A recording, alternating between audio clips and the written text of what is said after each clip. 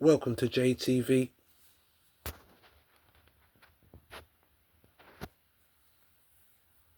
Once upon a time in Soweto. Soweto, which stands for Southwestern Township, is a vast urban settlement southwest of Johannesburg. This is in South Africa with a population of over 1 million. It was established in the 1930s during the apartheid era to house black workers and residents, and grew significantly between the two world wars. Soweto is known for its role in the struggle against apartheid, particularly the 1976 Soweto Uprising, which became a symbol of resistance against racial segregation and injustice.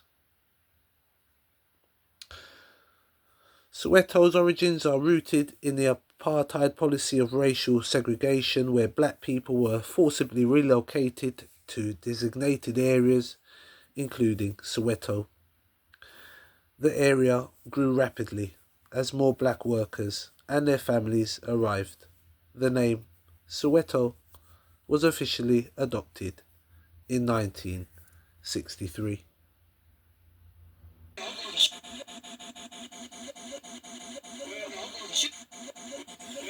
June 16th is an important day in the history of South Africa.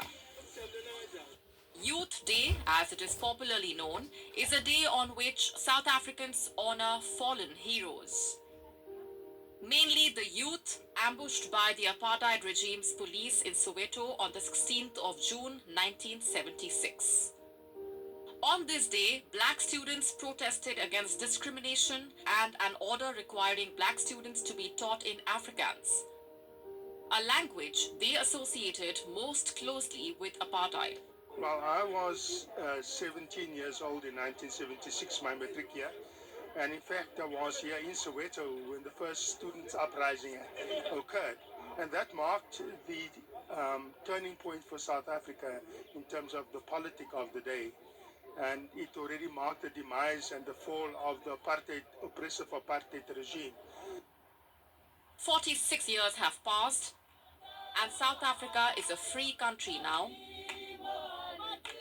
It is important to evaluate whether the youth of today enjoy the fruits of what the youth of 1976 sacrificed. Nice that the youth is doing something for themselves right now. I would say we're having our own fights right now. Since our parents and grandmothers were fighting that time, I don't think we're getting what we deserve to get right now. Opportunities, works, even economically struggling. So I don't think we do enjoy the fruits of what our parents did. So we don't have freedom. We don't see any freedom at all because we are unemployed people. And then we are here fighting for our rights. We are still fighting for our rights. We are still fighting. So that means there's no freedom. If we are still fighting, it means there's no freedom. Youth Day is a celebration of youth, a reminder of how young people can impact the world. South Africans look back on this day not only to reflect on how far they have come, but to remind each other to keep moving forward, because there is a long way to go. We have high unemployment rates, which is something that the government has to deal with, because youth being unemployment, while they have a lot of potential within themselves to bring South Africa to become a better country. The 1976 Soweto Uprising has proven that young people have the power, the spirit, and the potential to shape the future. Therefore, the opportunities which young people now have can only be sustained if all sectors of the society join hands to support youth development. This is Calden Ongmo from Johannesburg, South Africa, for We On World is One. Time for our regular feature, This Day in History. No guesses of what it's going to be about today.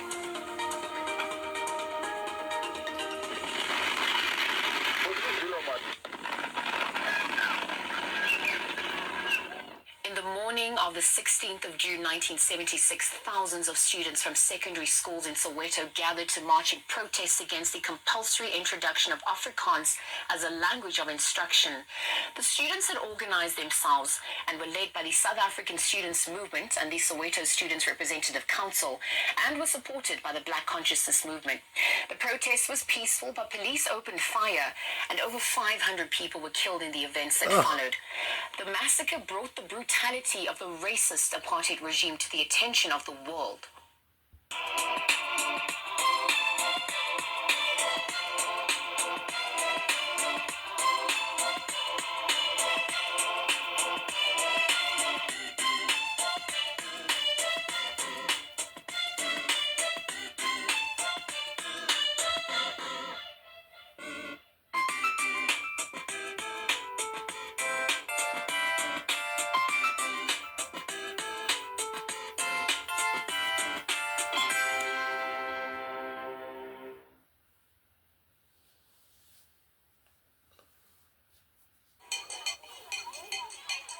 There had been simmering tensions in schools around townships before June 1976. In 1974, the apartheid government had issued a decree that Afrikaans would be the language of instruction in all schools. The decree forced teachers to teach all subjects in Afrikaans. The government's proposed plan was to compel students to take half of their content subjects, like biology and mathematics, in Afrikaans, and the other half in English. Students vehemently refused to be taught in Afrikaans. But the idea of introducing Afrikaans as a medium of learning in black schools, for example, was started in 1974 with what they called, the Bantu Education and Language Decree.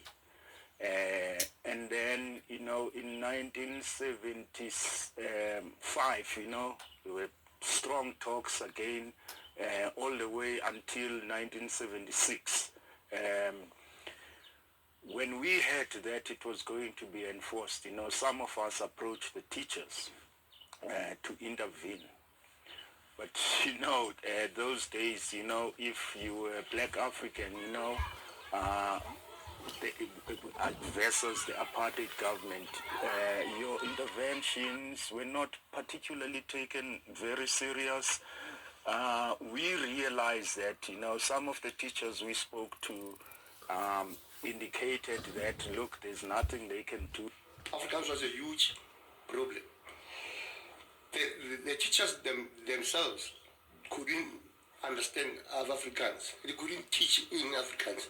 The children themselves, it was worse because the subjects, if they're in Afrikaans, that's why it collapsed. It didn't work. The teachers accepted because they were civil servants. They couldn't say anything else. Now, the student, they said to the teachers, enough is enough. We will take this into the street to demonstrate. We protest to show that we are against this. We cannot be taught mathematics, science, and all these subjects in the middle section of Afrikaans. The majority of people resented Afrikaans. They saw it as the language of the oppressor. Even though teachers and parents tried to reason with the state to review the language policy in schools, students felt that there were bigger politics beyond their circumstances. In fact, one student wrote to the World newspaper, "Our parents are prepared to suffer under the white man's rule. They have been living for years under these rules, and they've become immune to them. But we strongly refuse to swallow an education that is designed to make us slaves in the country of our birth." Half a league onward, all in the valley of death, rode the 600. This is an extract from Tennyson's Charge of the Light Brigade. It's a poem that Tsetsi Mashinini used on the morning of 16 June 1976 as he galvanized hundreds of students out of Morris Isaacson High School on a route that this country will never forget.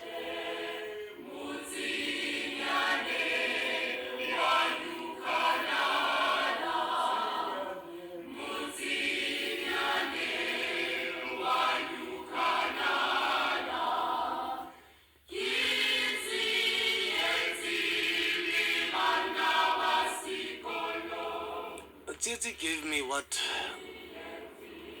I never thought I would have. Titi gave me freedom. Titi gave me the ability to be conscious. Titi gave me the ability to find thinking music. Solace where it doesn't exist. 40 years on, a monument stands honoring Mashinini, a pivotal face of a fearless generation. Di Mashinini, Tsetsi's younger brother, was 15 years old when revolt hit Soweto streets. Tsetsi, very close to June 16, virtually began to disappear from home. Somebody used to knock 3 times, middle of the night, and I didn't know who this guy was. And he used to wake up Tsetsi every 3rd or 4th night of the week. And he would knock at the window and Tsetsi would wake up and go, and they would never come back again. And later it turns out that was Steve Biko.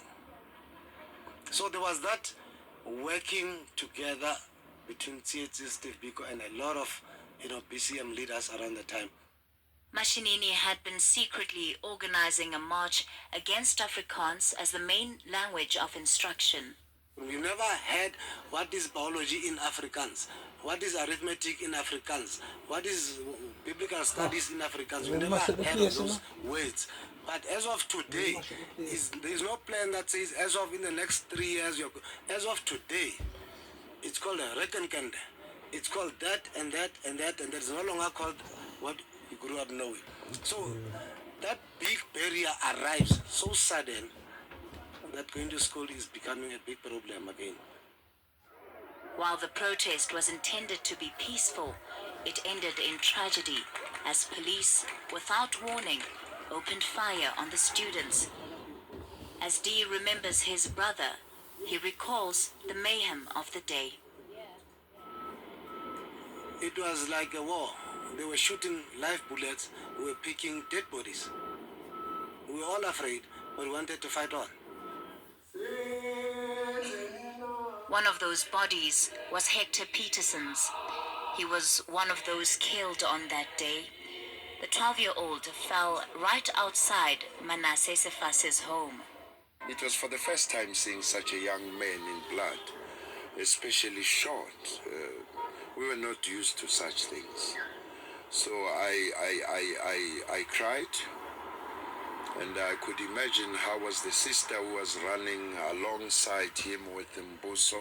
She was screaming and asking for help, Moments before this, Sefase had been told that another student, Hastings Ndlovu, had been killed. He was a close friend of mine. I don't remember how I reacted, but I felt out of this world, and I was driven by anger. So I joined those who were angry, especially those who saw Hector Peterson in blood, Mind you, if we had guns that day, we would be talking something else. We were only fighting with stones and used dustbin lids as a shield against bullets. He says, Use dustbin lids as a shield against bullets. He says they then went on the attack. Thereafter, then there was war. Anything that was associated with the regime, be it beer halls, be it their vehicles and everything, was attacked and banned. The protests marked a turning point in the fight for liberation, and it was clear that young people were willing to do whatever was necessary to fight oppression. When the newspapers of the evening and the next day began to show photographs of Tsitsi and his leadership of the entire student movement, it was not only a shock to the outside world and the outside community, it was a shock to his father and to his mother too. My son, what have you just done? So it is on fire. Everywhere in Soweto there are police, there are dogs, there are soldiers, there's guns, there's takers. What have you done? Sixto Likwadi was also in the crowd. You make me feeling very emotional to talk about 76 1976 especially. Like Mashinini, his leader, being part of the protest made him a wanted man. The following day, I was on the paper and I was told, don't go home. They'll be looking for you. Your picture is clearly. I came home, I slept. My father was very strict.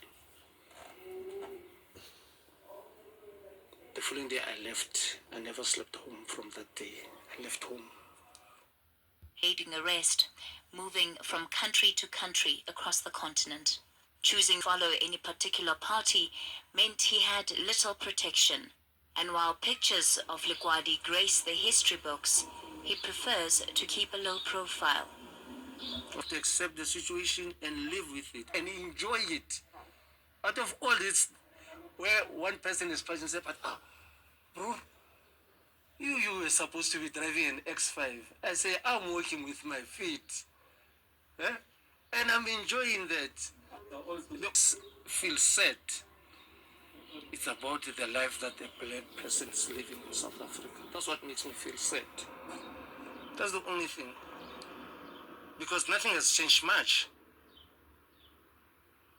The people are still being crowded in a train like my mother used to do and my father.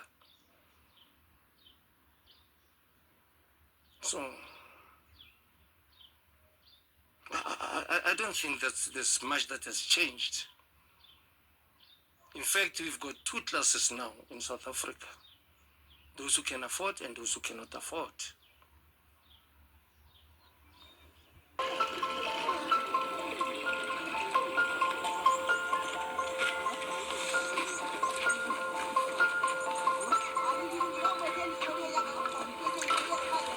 If you're a teenage girl living almost anywhere in rural Africa, your ability to go to school is entirely dependent on where you go to find water. I'm currently in southern Malawi with my new friends, Betha and Bethia, and we're walking to their water source. Both Betha and Bethia are averaging 2 days a week at school because of this responsibility. Taxi!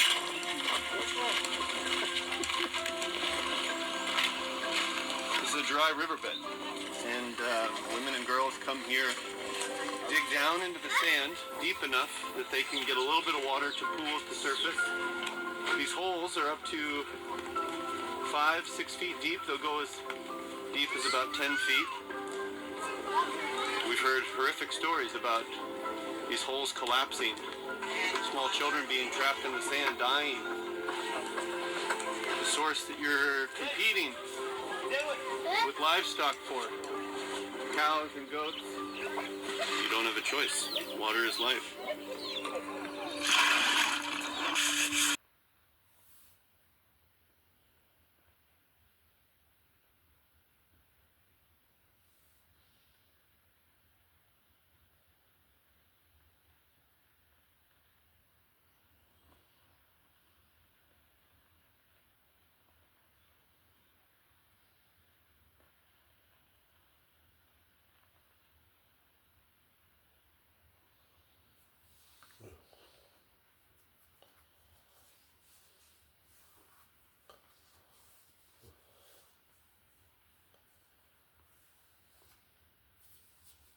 Every day in the underground world of mines, thousands of men face hardship and danger to win the mineral wealth of the world.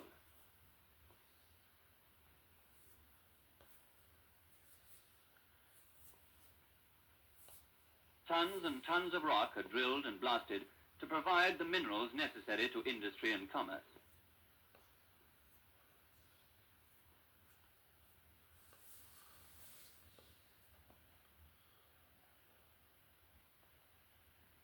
Above this dark and hidden world rise the cities which its wealth has built.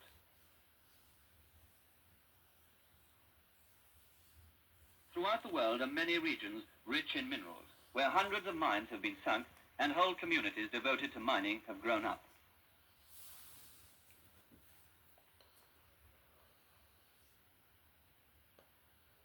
Of the 5 continents, Africa is well endowed with mineral ores, having rich areas of copper, coal, diamonds, and most precious metal of them all, gold. The largest and most profitable deposits of gold are found in the Transvaal, which lies between the natural boundaries of the Vaal and Limpopo rivers.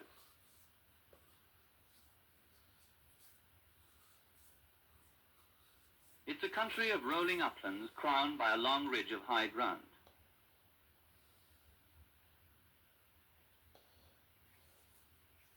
But in 1886, the ridge was a vast empty place, inhabited only by a few Boer farmers who had named it Witwatersrand, Rand, the Ridge of White Waters, because of the streams which flowed down its slopes, or more shortly, they called it the Rand.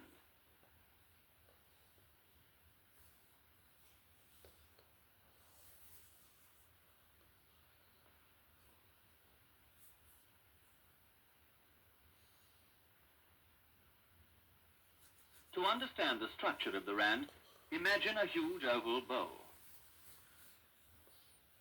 with the gold-bearing rocks thinly spread on its surface. Now imagine that that bowl has been tilted and buried beneath other layers of rock by movements of the Earth's crust, leaving only part of the rim above the surface. In this part of the rim, the outcrops of gold-bearing rock occurred.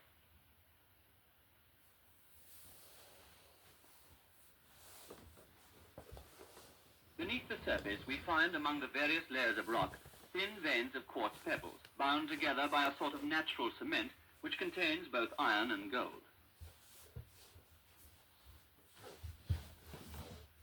For thousands of years, the gold lay undisturbed, some of it exposed, until in 1886, a wandering prospector almost stumbled on the outcrops.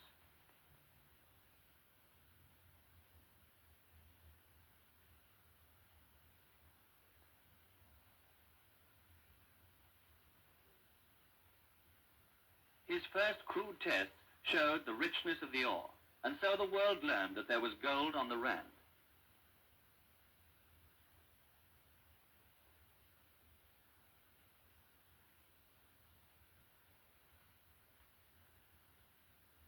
A monument now records the event which brought about the Rand gold rush and began the growth of one of the world's greatest mining centers.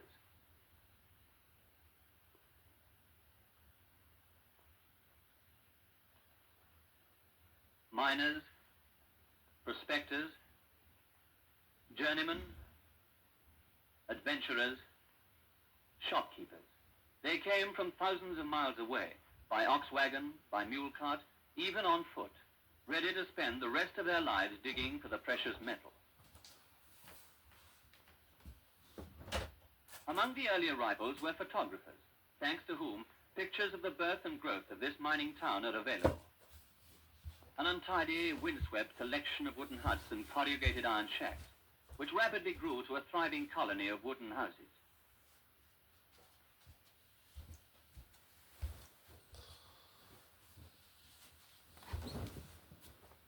And then to a town of solid stone buildings. Abundant cheap labor was needed as the claims multiplied and the shafts sank deeper. This was supplied by the African peoples who became tough, hardy miners. I'm probably the only person online who shares every single one of my trades completely for free. The railways were undeveloped, and wagons had to be used to drag mining gear, tools, and all equipment through hundreds of miles of wild country.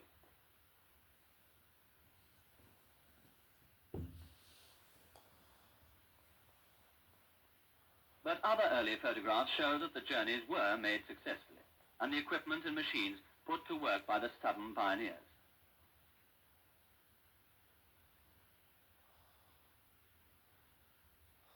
As the full extent of the gold veins or reefs began to be realized, the Rand prospered. This rich new community was still almost cut off from the outside world. But soon, the Rand and the new town, now called Johannesburg, became the center of a vast network of railways, carrying coal, equipment, food, and clothing into the new town, and carrying off the gold to the ports. In the early years of the 20th century, Johannesburg grew rapidly. Here and there, fast disappearing remnants of that first Johannesburg still survive.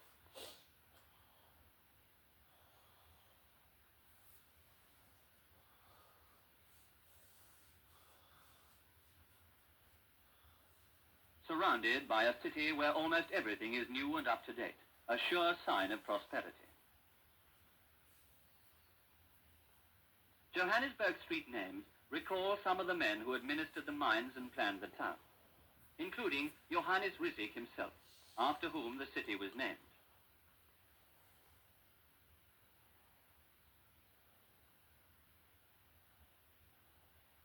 The town and the mines grew side by side, and characteristic of the skyline of a mining town are the huge dumps of waste material from the mines. So near the city, they're a constant reminder that these prosperous centers would not exist without the mines.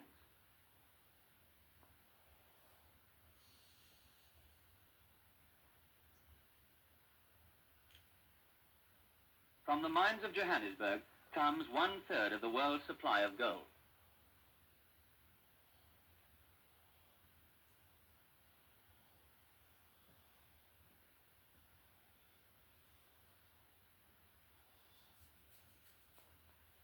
The gold-bearing reefs dip down to tremendous depth, and in some mines work is carried on nearly 2 miles below the surface.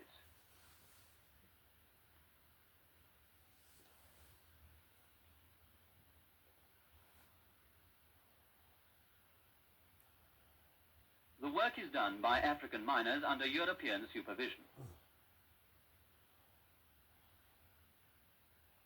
As in most forms of mining, the rock is first drilled to take the explosive charge.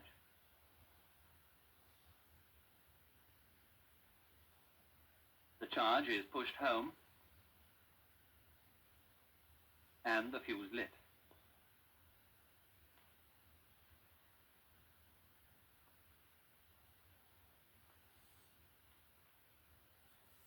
For every ounce of gold won from the reef, 3 tons of rock have to be blasted and loaded.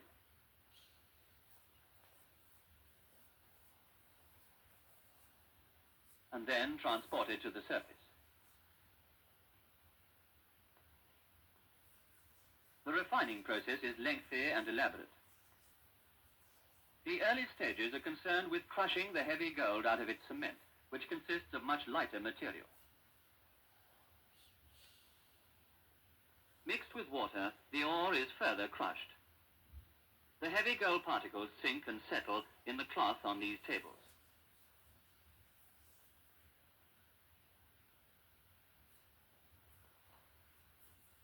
Chemical and mechanical processes recover 98% of the gold, along with traces of silver, lead, and copper. At the Rand refinery, these baser metals are removed.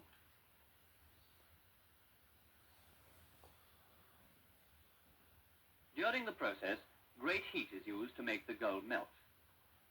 Handling white-hot ladles of molten gold calls for strong, capable arms, and there's no room for careless work.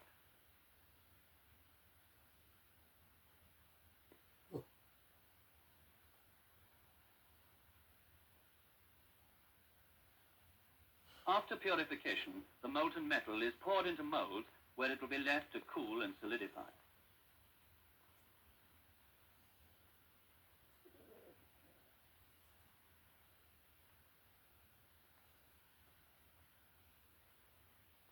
The heavy, solid bars of gold are known as bullion bars.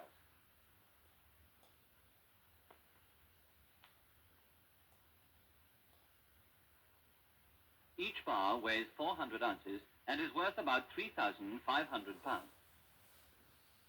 A consignment of gold is ready to be dispatched to the world's market.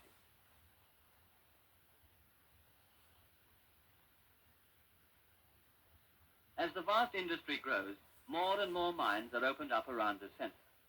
And today, after over 60 years of mining, more than 70 mines are scattered across 120 miles of the Rand.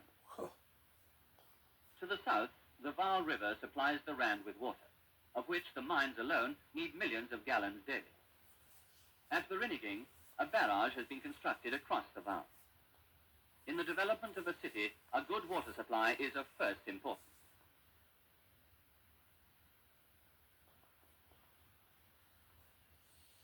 Here also is one of the electricity generating stations, supplying power to the mines and to the city of over 500,000 people, many of whom live on the sharp ridge to the north of the town.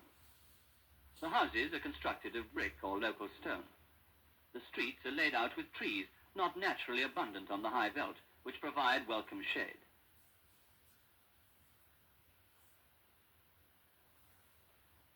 The climate is healthy, and the atmosphere very clear and bright at this high altitude.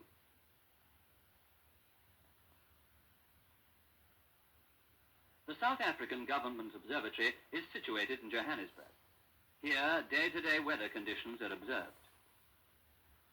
Situated 6,000 feet above sea level, 400 miles inland, Johannesburg experiences sharp variations in temperature. Rainfall is heaviest in the summer months.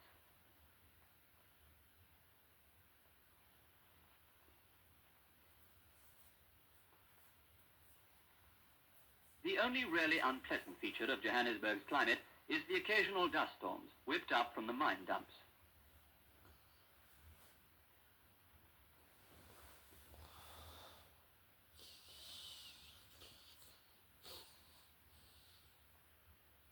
The African miners, without whom the mines could not function, are housed in compounds. The life they live here is a communal life, not unlike that of the villages they have left behind. One of their most popular pastimes is to perform the traditional dances of their tribes.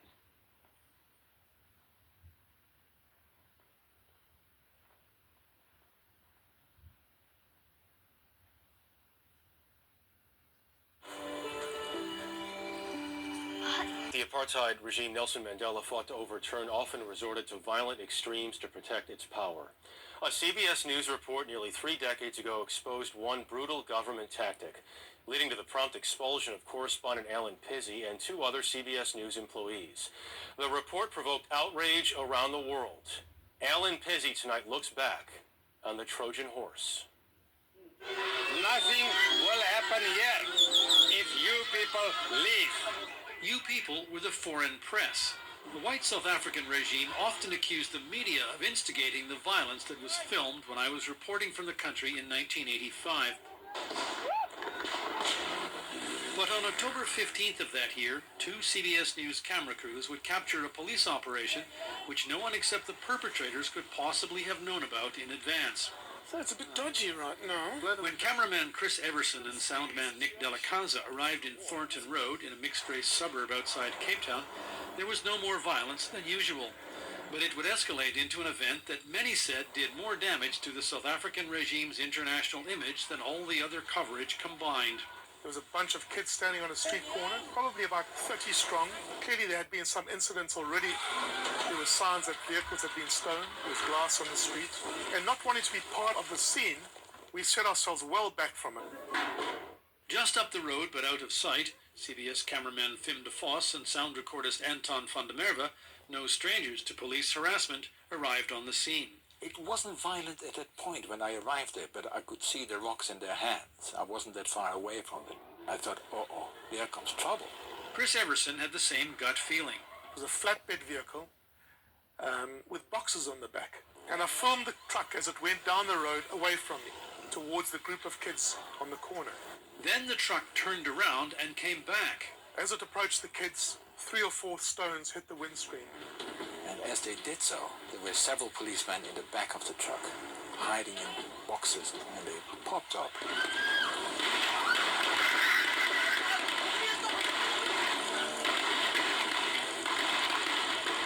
One stunned youngster froze and watched the horror unfold.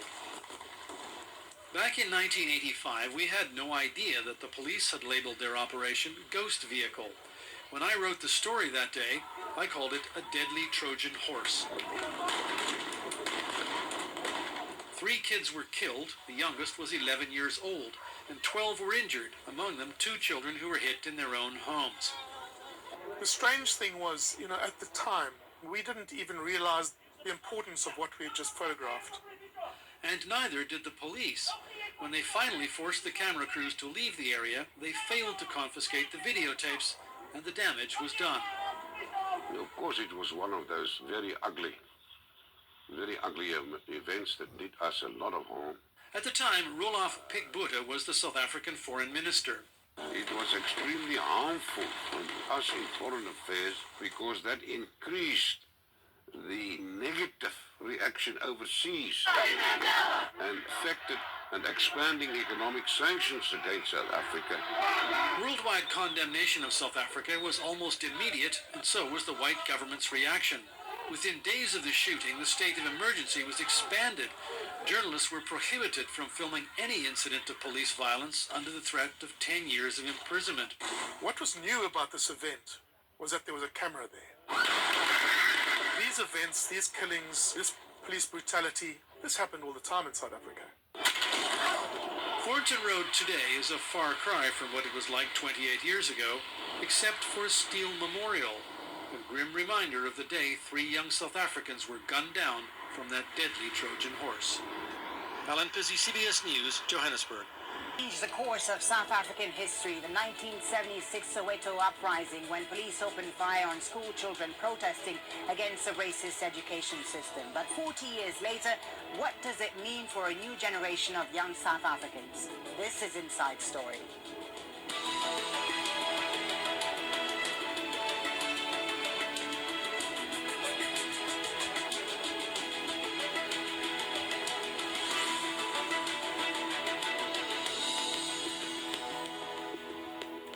Hello and welcome to the program. I'm Fuli Batibo. It's considered a turning point in the long struggle against apartheid in South Africa. On June 16, 1976, school children took to the streets of Soweto to protest against a decision that would force them to be taught in Afrikaans. That was, of course, the language of their oppressors. And schools for black children were already in a dismal state, intentionally overcrowded and under-resourced. So it was under these conditions that the students protested on that day 40 years ago. And in response, consistent with the way the apartheid government repressed dissent, police opened fire on the young protesters. Officially, 170 students were killed, but many put that figure as high as 700 in the subsequent violence that followed. It became known as the Soweto Uprising and led to other protests across the country. Now, one of the first to fall was 13-year-old Hector Peterson, seen here. This photo became the iconic image of the Soweto Uprising, and it would go on to have a huge impact, prompting outrage around the world. Now, a former student who took part in the Soweto Uprisings 40 years ago took us back to that day. He walked along the path of the march he helped organize and told us his story in his own words. My name is Seth Mazibuko. I'm from Soweto. I'm still a Soweto boy. And I was one of the student leaders in 1976. I was part of the action committee that planned and led 1976 student uprisings in Soweto. We did not plan the killing of children by their fathers. We planned a march that was to be peaceful. But the attack became very violent, and about 300 to so number of young people were killed on the day. Behind the first group of students that were marching, then the police were following them from behind. Slowly the police, as they were parking there and as we were turning around and raising our fingers with the sign of peace, they threw tear gas canisters to us. You don't punish 13-year-olds with a gun. You punish those, even if there was going to be confrontation, we thought at least a whip, batons and all that. But now to actually mow them down in guns, I can't forgive them. Sorry. I'm still angry. I'm still bitter. And particularly when I think that now, when I look around and still see that some of the things that we fought for haven't changed.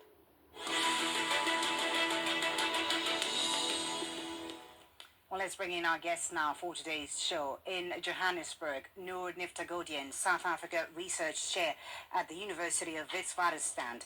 In Pretoria, Samadoda Fikeni, Policy and Political Scientist at the University of South Africa. And also in Johannesburg, Simamkele Ndlakuvu, a student activist for the movement Fees Must Fall. Welcome to you all. Thank you for being on Inside Story. Simamkele in Joburg, if I can start with you. Soweto, of course, has come to symbolize the role young people have played in shaping the political discourse in South Africa. As a young black South African, what does Soweto mean to you? Soweto means to us black revolt. black youth-led revolts. We need to look at the context that Soweto rose from. Political movements, political parties such as the ANC and the PAC were banned at that time, as well as political leaders were sent to prison, were killed, or were exiled. So young people had to lead themselves at that moment. So for us as young people who are involved in the decolonization movements and the movements that are calling for an end to commodified education, we are inspired by black resistance that is youth-led. You say you're inspired, but I wonder, do all your peers, do all young South Africans understand the importance of Soweto? Do they care about the Soweto uprising? I think I definitely cannot speak for all young South Africans. I can speak for the young South Africans who are part of our movements and who I interact with daily. They definitely see it as a key turning point. A lot of political scientists view Soweto and June 16 as a place or a moment where young people filled a political vacuum. Like many have said, at that time, in the political status quo in the country, there was a vacuum, there was silence. So young people were able to feel that and put pressure on that apartheid government for it to finally to fall in the late 80s, early 90s. Okay, Noor Neftagodian in Johannesburg, I imagine that even those who were there in 1976 were affected differently. So I wonder, what does Soweto mean to South Africa in general today? I think absolutely. It's important to remember that the Soweto uprising that spread very quickly across the country was a fundamental turning point. It shattered the political quiescence of the 1960s, and together with the workers' uprising in 1973, inaugurated what became the anti-apartheid movement inside the country. It also inaugurated the township uprising that reached a high point in the 1980s. So from the vantage point of today, it's important to remember and acknowledge that that movement was the real beginning of the end of apartheid. It was the real beginning of the internal liberation movement. I think secondly, it's important to remember, as Simamkele has said, that young black people, and these students who march on June 16th were aged 10, 11 to 18 years old. And they marched because they wanted a decent education. They saw education as a means of advancing themselves, so that the imposition of Afrikaans posed a fundamental blockage on their ability to advance themselves as young black people. But of course, it was not only against the imposition of Afrikaans as a medium of instruction.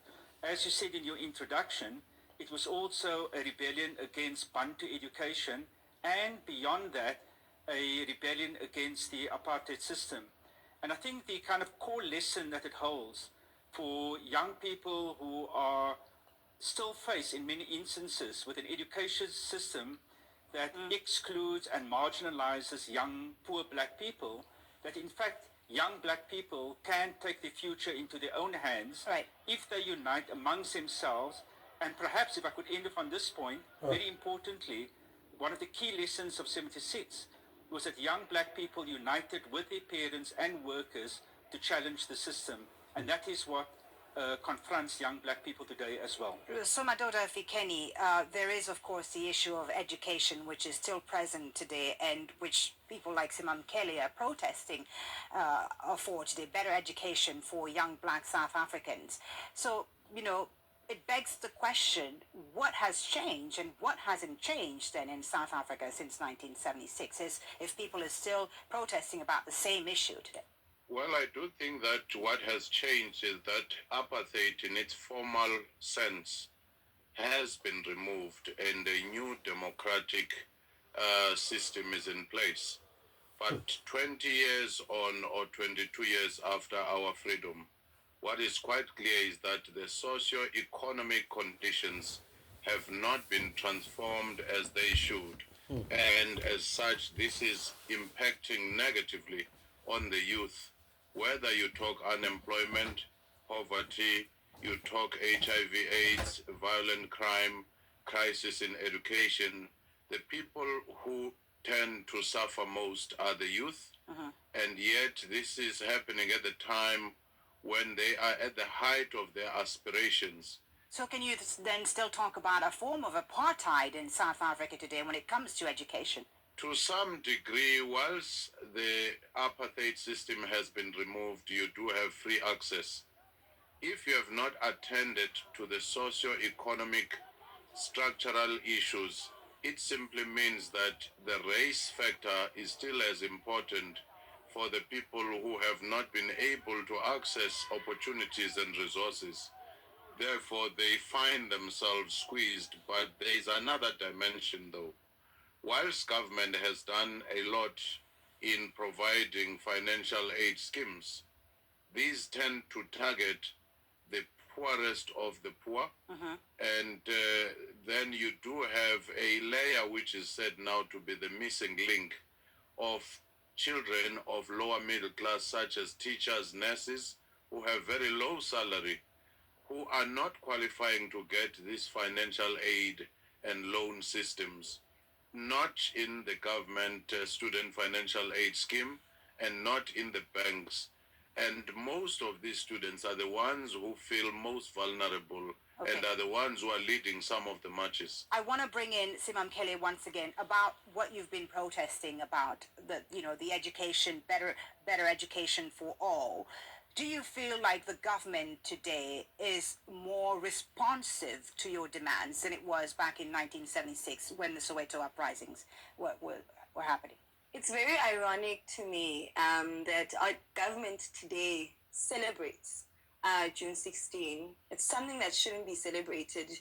In their attempts to whitewash this day, they celebrate it. They make it a music festival or to depoliticize this day so that young people forget to see the correlations of this day and the struggles that young people or young students are facing today.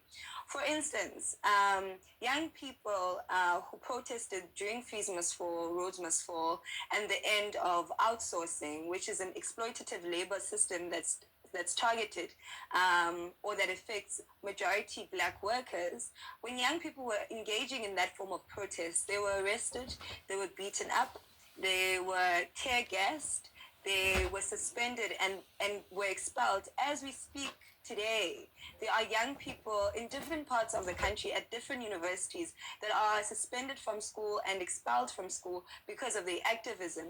So for me, what this government has shown us is that it has no tolerance for protest. It's not only shown students, but it has shown people, for instance, like mine workers who were shot, for demanding a living wage. There's an activist called Andrew Statania who was shot a few years ago for demanding water. So a lot of young activists call South Africa, this democratic South Africa, as a post-apartheid state, saying that there's not much change that has happened in terms of structurally.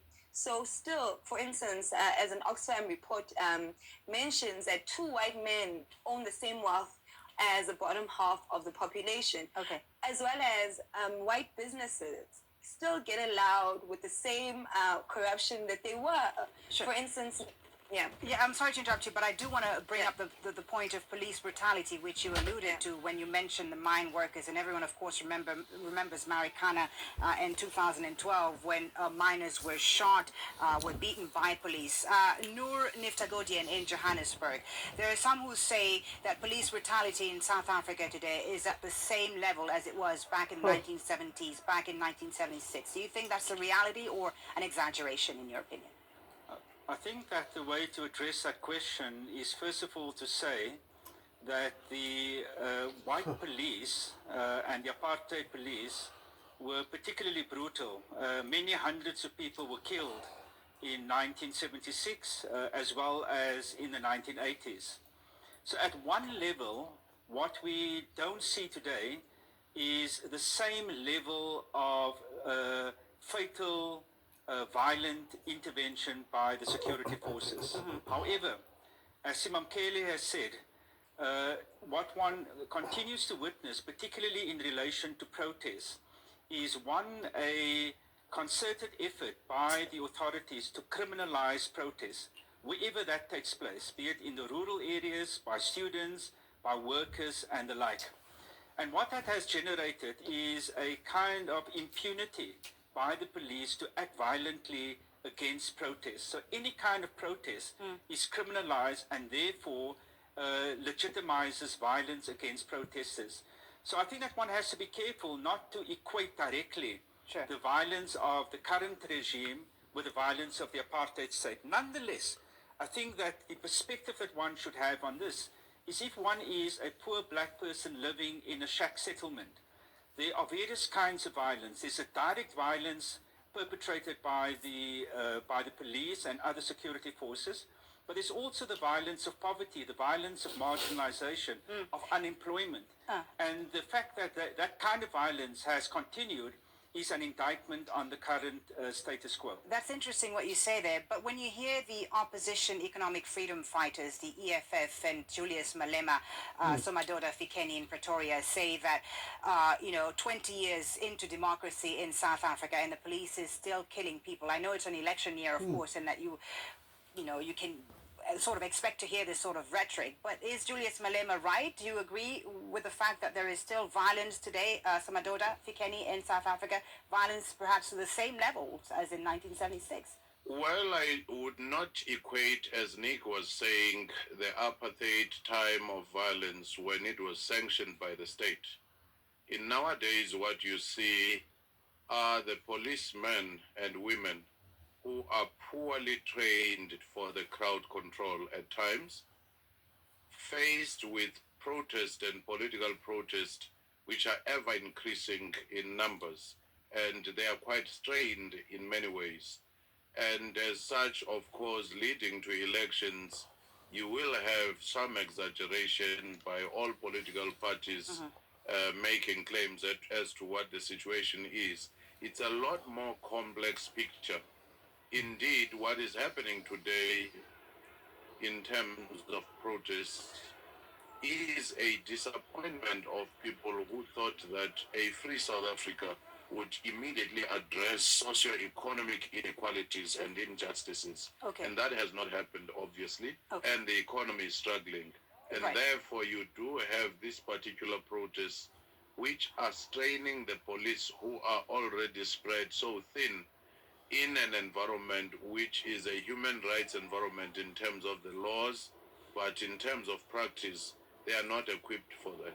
I want to bring back Noor Niftigaudian in Johannesburg now, because I want to talk about the Black consciousness movement, this concept of being aware and proud of being Black, which played, of course, a huge role in the struggle for liberation in South Africa. It's a movement that wasn't started, surprisingly, by the African National Congress, and Soweto, in fact, was a real product of the Black consciousness movement and its organizations. I wonder today, is there still a meaning? Does the Black consciousness movement still resonate in today's South Africa? I think it's a fascinating question and very interesting that amongst the students of today, there has been a revival of Black consciousness. And I think there are probably two overarching reasons for that. The first is you can take any indicator of underdevelopment in South Africa, and those indicators will show very clearly that the questions of economic deprivation and race coincide very fundamentally. Poor Black people continue to suffer in multiple ways. And therefore, when one looks at South Africa and you try to understand the nature of the problems, you can't escape the fact that it's Black people who continue to suffer. And secondly, I think one of the important messages of Black consciousness amongst many is a kind of powerful sense of self-pride, of determination, of fearlessness.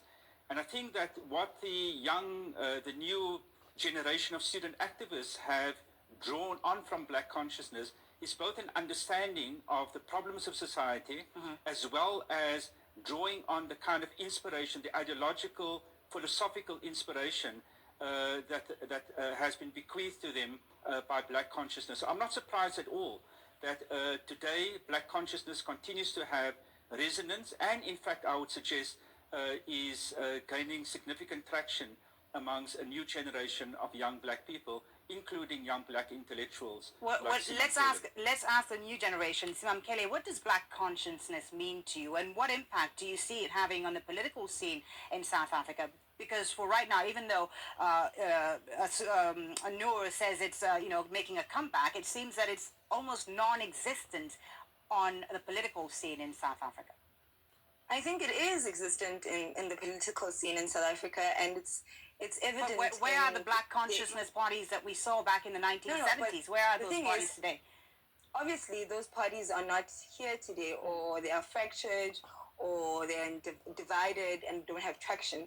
But for instance, in my political home, the EFF, the Economic Freedom Fighters, we are very clear on our mandate for black liberation, black justice, and taking back our land. And those are some of the principles of black consciousness.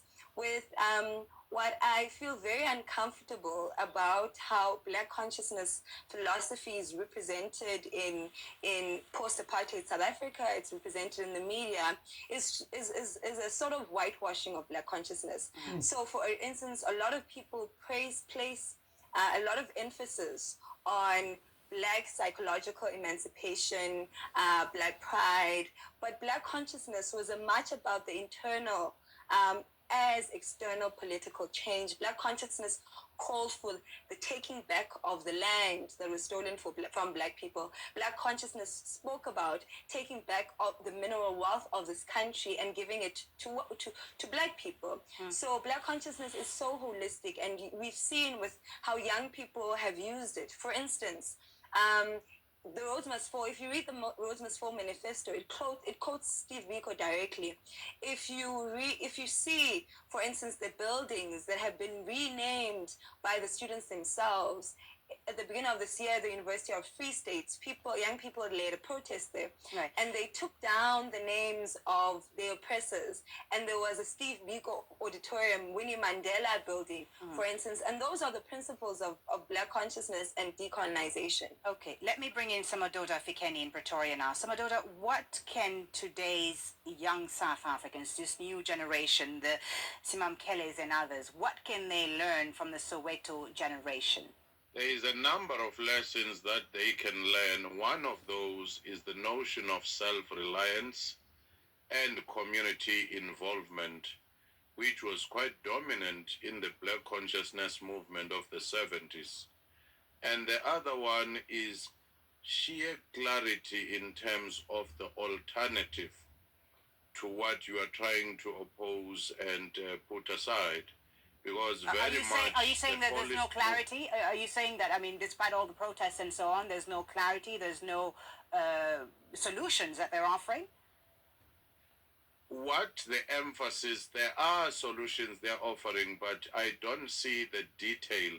For example, when you talk of roads must fall, at least in the public perception, it has emphasized on names that must come down. It has emphasized on the statues that must come down, but the core issues of the transformation of the curriculum, of the nature of education in the public discourse are not well articulated. They may be there in the documents somewhere, but in the public discourse, the main emphasis is on what must fall. Same with the insourcing, for example. Let's allow Simamkele to respond, because I'm seeing that she's disagreeing with you there. He says that, you know, what we're hearing today is a lot of complaining and not necessarily solutions from the young black South Africans. What do you respond, Simamkele? I think it's very unfair because in making that assumption is that you don't interrogate the power structures that be, and the media in South Africa that communicates the inputs by the students. Obviously, the media in South Africa will want to communicate the sensationalism about our movements, will want to communicate the protests, but they will not want to give us space and platforms to talk about the ideas that we have about the country going forward. For instance, when young people are calling for buildings and statues to fall, they are rising up Pan-Africanist names of people that should be celebrated. Secondly, I just need to make this quick point. In 2014, a group of politics postgraduate students, a group of us created a 12,000 word document critiquing the curriculum, and we offered alternative courses. We even, not only did we describe the courses that we want to learn, but we described the authors that are already doing this kind of work, not only in the African continent, but in the diaspora. So I think it's very unfair for that comment to be made. It's because on our social media platforms, on our websites, we clearly state the solutions that we look forward to. Okay, we'll leave it there. Unfortunately, we have to leave it there. I wish we had more time to continue this fascinating discussion. Thank you so very much for speaking to us. Nonifta Godien, Simam Kelin Lakuvu, and Samadoda Fikeni. Thank you for watching JTV. Catch you soon.